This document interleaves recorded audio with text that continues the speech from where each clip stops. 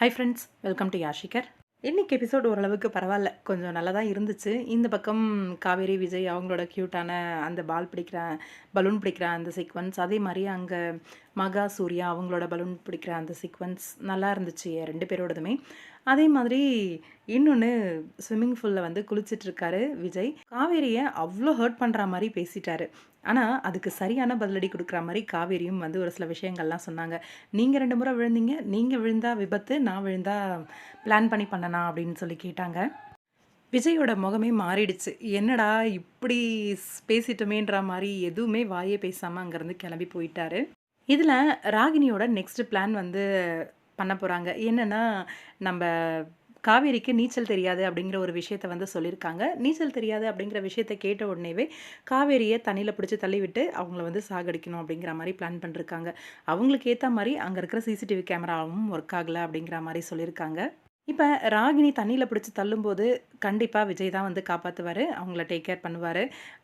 பயந்து போயிருப்பாங்க, அவங்கள நல்லாவே பார்த்துக்குவார் அப்படின்னு சொல்லி எதிர்பார்க்கலாம். எப்போ பார்த்தாலும் எலியும் பூனையுமாவே இருக்காங்க மகா அண்ட் சூர்யா. இந்த பக்கம் அதே மாதிரி தான் விஜய் காவேரியும் அப்படி தான் இருந்துக்கிட்டு இருக்காங்க. எதுக்கு எடுத்தாலும் சண்டை போட்டுக்கிட்டு. இவங்கெல்லாம் ஏற்கனவே இருக்கிற கூட்டமே பயங்கரமான கூட்டமாக இருக்குது.